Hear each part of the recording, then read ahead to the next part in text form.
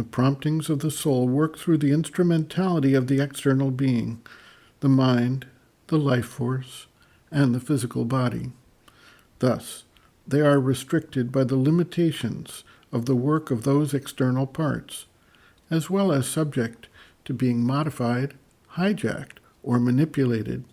based on the external being's own predilections and normal focus. Thus, when the soul provides its guidance to the mind, it is filtered and modified by the mind. In some cases, this leads to the development of a creed, ideology, fixed teaching, or doctrine that formalizes the guidance, but also creates a fixed framework that turns a living insight or prompt into something rigid and narrow in its real application, limited in its ability to adapt or change with changing circumstances or natural growth and development. It may also be made to fit into a preconceived mindset, thereby deforming it right from the start. In the most extreme cases, this can also lead to an attempt to convert others to a doctrine that has not come to those others, simply because the mind has turned this into some kind of universal truth that must be imposed everywhere, rather than taken as the soul's direction for that individual at the current stage of their development. Similarly, the life force may seize upon the soul's guidance and try to turn it to its own advantage by using the force for self-aggrandizement,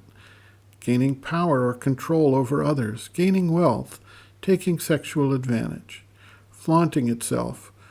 with vanity for the force that is active, or any number of other deformations of the purity of the soul's intended result. Sometimes an element of performance comes in when the expression takes place in a public setting, such that the purity of the intention is distorted by the desire of the external nature to attract, gain recognition, or adulation of some sort, etc. There can be an emphasis on extraordinary experiences at the expense of the type of substantive change at a more subtle level that is the objective that the soul is seeking. Sri Aurobindo writes, quote, "But this psychic influence or action does not come up to the surface quite pure, or does not remain distinct in its purity. If it did, we would be able to distinguish clearly the soul element in us and follow consciously and fully its dictates. An occult mental and vital and subtle physical action intervenes, mixes with it, tries to use it, and turns it to its own profit, dwarfs its divinity, distorts or diminishes its self-expression, even causes it to deviate and stumble, or stains it with the impurity, smallness, and error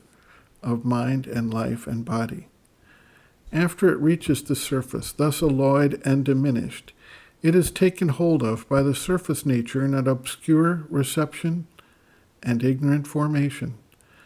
and there is, or can be, by this cause, a still further deviation and mixture. A twist is given, a wrong direction is imparted, a wrong application, a wrong formation, an erroneous result of what is in itself pure stuff and action of our spiritual being. A formation of consciousness is accordingly made, which is a mixture of the psychic influence and its intimations jumbled with mental ideas and opinions, vital desires and urges, habitual physical tendencies. These coalesce, too, with the obscured soul influence, the ignorant, the well-intentioned efforts of these external parts towards a higher direction, a mental ideation of a very mixed character, often obscure even in its idealism, sometimes even disastrously mistaken,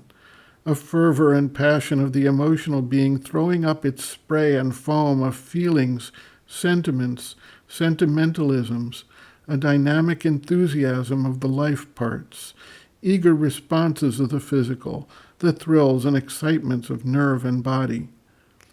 All these influences coalesce in a composite formation which is frequently taken as the soul, and its mixed and confused action for the soul stir, for a psychic development and action, or a realized inner influence. The psychic entity is itself free from stain or mixture, but what comes up from it is not protected by that immunity. Therefore, this confusion becomes possible." End quote. Reference: Sri Aurobindo and the Mother,